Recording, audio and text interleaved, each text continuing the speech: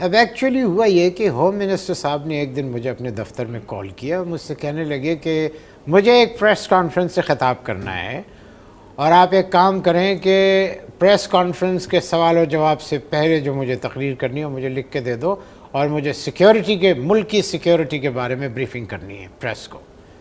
میں نے کہا سر آپ مجھے پوائنٹس دے دیں۔ کہنے لگے کہ تم تنخواہ کس بات کی لیتے ہو، پوائنٹس بھی میں ہی تمہیں لکھ کے دوں، اور شرم کی بات ہے کہ تمہیں ملک کے سیکیورٹی کے حالات کا علم نہیں۔ میں نے کہا سر آپ کیسی بات کر رہے ہیں سر، ڈونٹ ٹاک لائک دس سر۔ میں نے کہا سر میں دفتر میں سارا دن بیٹھا رہتا ہوں، if you ask me about the security of the office I can tell you, مطلب میں آپ کو بتا سکتا ہوں، لیکن میں ملک کی سیکیورٹی کے بارے میں نہیں بتا سکتا۔ تو ایک دم چیخے، کہنے لگے get out of my office, اور جو میں نے کہا ہے اس کو لکھو۔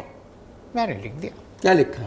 میں نے ان سے لکھا کہ السلام علیکم معزز پریس، مجھے آپ کو یہ بات بتاتے ہوئے فخر محسوس ہو رہا ہے کہ بے شک ہمارا قومی خزانہ خالی ہے مگر ہماری جیلیں بھری ہوئی ہیں، اس کا مطلب ہے سیکیورٹی ٹائٹ ہے۔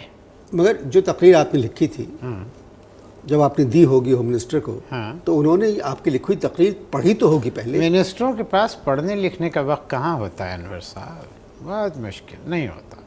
خیر صاحب he started the speech which I wrote. انہوں نے جب پڑھنا شروع کی تقریر تو شروع میں تو وہ گھبرائے، ہی واز لٹل امبیرسڈ، تھوڑا سا ہی واز لٹل ڈاؤن، ایک دم پریشان سے ہو گئے، لیکن اپنی طرف سے چونکہ کچھ کہہ نہیں سکتے تھے تو مجبوراً ان کو میری لکھی ہوئی تقریر پوری پڑھنی پڑی۔ اور کیا لکھا تھا؟ اس میں انہوں نے تقریر کرتے ہوئے جو میں نے لکھا تھا، انہوں نے کہا کہ آپ سب لوگوں نے پاکستان کا بہت ساتھ دیا ہے، آپ پریس نے بہت ساتھ دیا ہے، جھوٹا ہونے کے باوجود ہماری خبریں چھاپتا ہے۔ اس اسٹیٹمنٹ پہ تو 8-10 صحافی واک آؤٹ کر کے باقی بیٹھے رہے، کیونکہ پریس کانفرنس کے بعد ہائی ٹی تھی۔ نہیں سر، میں آپ سے ایک بات کہہ رہا ہوں کہ آپ خود سرکاری افسر اور جی معتبر آدمی تھے، تو آپ نے اس طرح کی تقریر کیوں لکھی؟ بھائی وہ میں نے ان سے پوائنٹس مانگے تھے، میں نے کہا سر آپ مجھے پوائنٹس دے دیں، اگر وہ اپنے پوائنٹس دے دیتے تو I would have written the speech his way, لیکن چونکہ انہوں نے پوائنٹ نہیں دیے تھے تو پوائنٹ آف ویو سارا میرا تھا، تو میں نے ان کو لکھ کے دے دیا۔ اور کیا کہا؟ اور کہنے لگے، میری لکھی ہوئی تقریر کا حصہ پڑھنے لگے، کہنے لگے کہ میں ہوم منسٹر ہوں، اس لیے میں ہر وقت گھر پہ رہتا ہوں کیونکہ اپنے بیوی بچوں کی حفاظت میری ذمہ داری ہے۔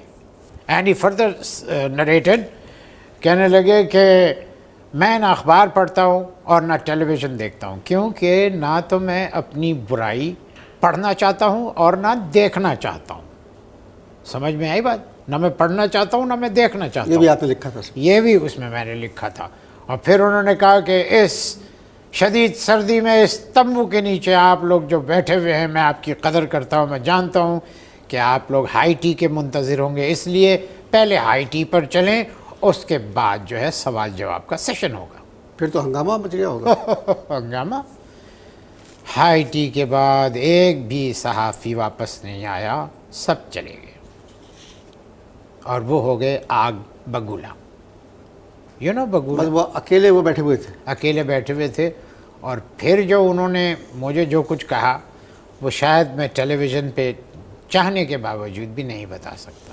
مگر سر یہ پہلے آپ ایجوکیشن میں تھے، وہاں جھگڑا ہوا آپ کا، جی، پھر آپ وہاں منسٹر کی برائی میں کرتے جس منسٹر میں گیا ہوں اللہ کا میرے پہ فضل رہا ہے، میرا جھگڑا ضرور ہوا ہے۔ نہیں تو یہ پریس کانفرنس جو ہوئی جی، ہوم منسٹر کی، تو بس آخر میں وہ اور آپ رہ گئے تھے؟ میں وہ رہ گئے تھے، میں نے ابھی آپ کو بتایا نا کہ بڑا انہوں نے، اور وہیں پہ بس نہیں کیا، دوسرے دن دفتر میں پھر انہوں نے مجھے بلایا کہ کم ان ٹو مائی آفس۔ میں آفس میں چلا گیا۔ اب میں چلا گیا تو مجھ سے انہوں نے پنجابی زبان میں تو پہلے کوئی دھن سنائی مجھے 2-3 منٹ کی، اس کے بعد انہوں نے دھن تھی؟ اب چھوڑیں، اچھا، سمجھنے والے سمجھ گئے ہوں گے۔ انہوں نے مجھے سنائی اور اس کے بعد کہنے لگے یہ لکھ کے دیا تھا تو نے مجھے؟ میں نے کہا سر میں آپ کو سوال جواب سے بچانا چاہتا تھا، کیونکہ جواب آپ کو اپنی طرف سے دینے پڑتے، جو تھوڑی بہت عزت ہے وہ بھی ختم ہو جاتی سر، رہی صحیح عزت بھی جو ہے وہ ختم ہو جاتی۔ تو مجھ سے کہنے لگے گیٹ آؤٹ۔ میں نے کہا اوکے۔ میں بھی ایک سخت آدمی، میں آیا اپنے ٹیبل پہ، میں نے آ کے ریزگنیشن لکھا، آئی وینٹ بیک ٹو ہم، آئی گیو ہم دی ریزگنیشن، جو اسی وقت قبول کر لیا گیا۔ बस उसके बाद फिर मैं कराची आ गया। सरकारी नौकरी के चंद उसूल होते हैं। अगर सरकारी नौकरी के चंद उसूल होते हैं तो आप बड़े सरकारी अफसरों को ये उसूल बताएं, प्लीज़ टेल देम। कभी इस बात पे आपने गौर किया कि अभी तक आप सरकारी मुलाजमत में होते तो कहाँ होते? कोट लखपत जेल में 100%। जिस टाइप का आदमी हूँ मैं, उस टाइप वाले को कोट लखपत जेल में होना चाहिए। वैसे आजकल आप क्या कर रहे हैं? कुछ नहीं, औलाद है नहीं कोई हमारी, सोच रहे हैं बुज़ुर्गों को ईदी सेंटर में जमा करा दें, ईदी सेंटर में जमा करा दें जाके। न गाड़ी है, न मकान है, न पैसा है, फिर भी खुश हैं, हैप्पी, नो प्रॉब्लम। किस बात पर खुशी?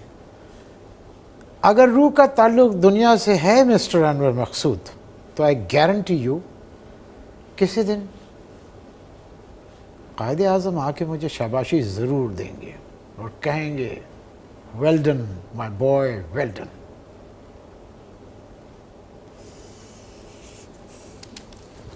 आपसे मिलकर खुशी हुई। शुक्रिया, मुझे भी। I am very fond of you. खुदा हाफिज़।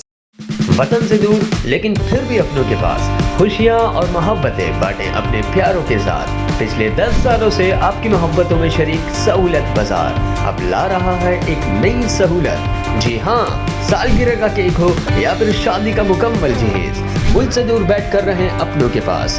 आज ही बांटें अपनी खुशियाँ अपनों के साथ। तो अभी विजिट कीजिए हमारी वेबसाइट सहूलतबाजार.com या फिर डाउनलोड कीजिए सहूलत बाजार ऐप।